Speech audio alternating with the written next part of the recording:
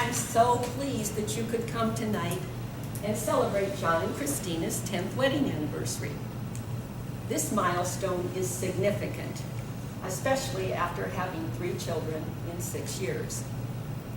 We know that life has its highs and lows, and I think it's really important to suck the nectar out of life.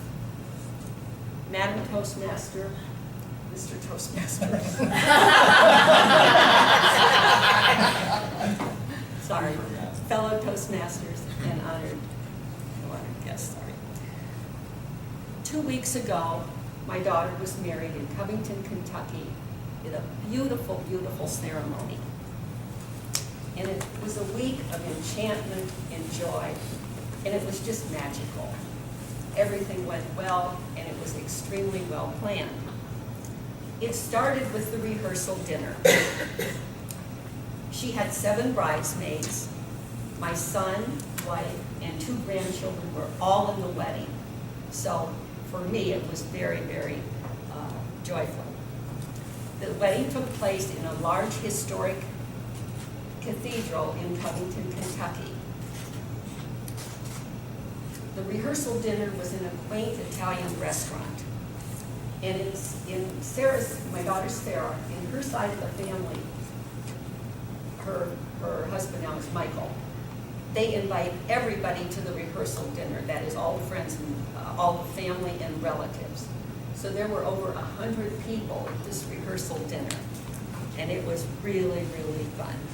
They served wild mushroom ravioli and grilled vegetables and tiramisu for dessert. And it made me think about Byron and myself when we travel to Mexico and South America. We kind of live on stale peanut butter and jelly sandwiches. So this was really, really special for us to go to this. It was a great opportunity for family bonding and for fellowship. The wedding day, 2 weeks ago Saturday, started with breakfast. And I got a call from my son who was there with the grandchildren. And he said, come over to my concierge amenity, which he had gotten for the family. So we had this beautiful breakfast, scrambled eggs and fresh fruit and bagels and everything. And my grandchildren were there, and it was just a beautiful, beautiful start to the day. At 10 a.m., I was due at the bridal suite. Well, the bridal suite was the top floor of the Hyatt in Cincinnati. It had 3 bedrooms, 5 bathrooms, and a balcony overlooking the living area. It also had an outside balcony that had a view of the Ohio River. So it was really, really special. The activities started at 10 a.m., where the 7 bridesmaids came and got their hair done and their makeup put on. And Sarah had actually done something that was really cute.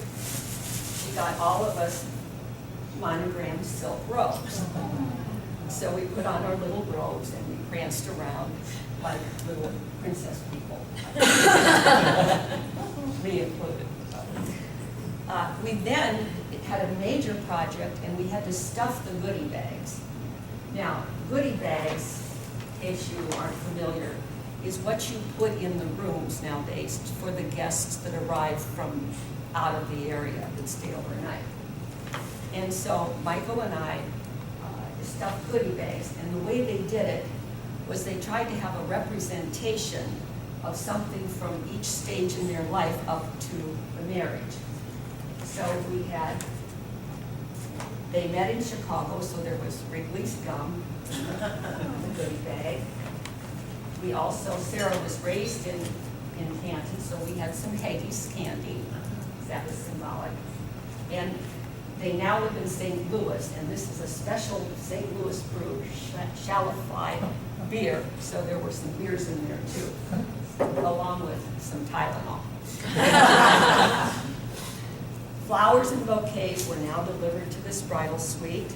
They were assorted pink, purple, red, gladiolus, lilies, and wildflowers. So it was magical. It was like a garden in there. The wedding day, or the pictures were at 4 p.m.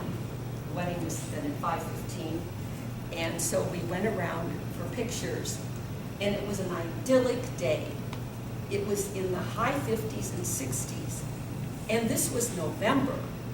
It snowed the next weekend, so we were really, really lucky. Sarah had a wedding gown. It was all lace, and it was mermaid style, so she looked positively beautiful. The bridesmaids wore a kind of purple color to complement that. 5:15, the ceremony. This beautiful program that she and I put together, and I'll pass it around just so you can get the full effect, along with a precise timetable. My daughter majored in logistics. Right there. Formal ceremony at 5:15, a complete mass. The sermon was on C.S. Lewis's The Four Types of Love. Perfect sermon. Dinner at the reception, a paired entree of beef tenderloin and chicken marsala, melted in your mouth, along with the raspberry cream-filled cake. The speeches were humorous and theatrical. I got to do a little speech, and I must thank you all because I practiced it here, so they really liked it. Anyway, on to the dancing. The newlyweds danced to Jason Mraz, whom Catherine mentioned. I Won't Give Up. I don't know if you heard the lyrics, but they're beautiful lyrics. And my son and daughter, since my husband's deceased, they did the father-son dance to I Loved Her First. Again, beautiful words. Brought some tears to our eyes. We danced until midnight in a dimly lit ballroom with sparkling kind of disco stars. There were no Funniest Home Videos, except possibly when my daughter was trying to get in her corseted mermaid-style dress, which was a little bit shy of a size 4, and so we really had to pull her into that. Well, this heavenly weekend changed on Monday morning. This magical weekend that we all experienced. My parents decided, they're 90 years old, after years and years, well, I would say a couple years, of taking them to the various nursing homes in the area and having them lunch and looking at the health and so forth, that they were going to move into a retirement home Monday morning. So, moving my mom and dad was really, really a different kind of experience. They started to move. They did not come to the wedding, so they started to move the day before. And by the time I got there, their condo, it kind of looked like a raccoon had been in the condo. Because the movers just grabbed what they would need in their new facility, which is very, very small compared to their 4-bedroom house. And my dad, in his organizational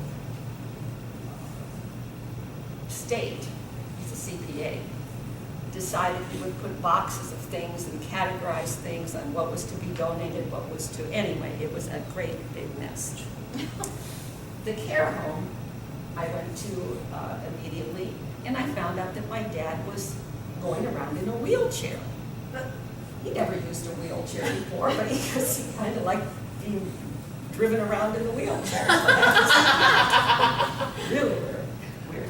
My mother was hobbling around. She's supposed to use one of those walkers, and I had gotten her this cane a couple years ago, so she's hobbling around with this cane, almost falling over with each step.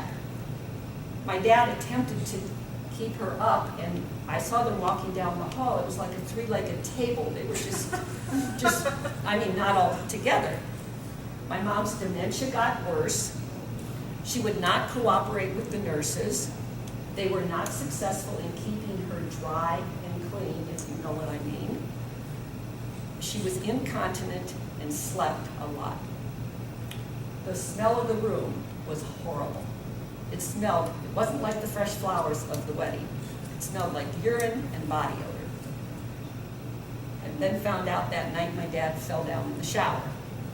It was extremely difficult, heart-wrenching impact. So, from all this, what I realized, in one day, things can change so dramatically. It's really important to cherish the moments of joy that we have, like the treasures they are. Mr. Toastmaster.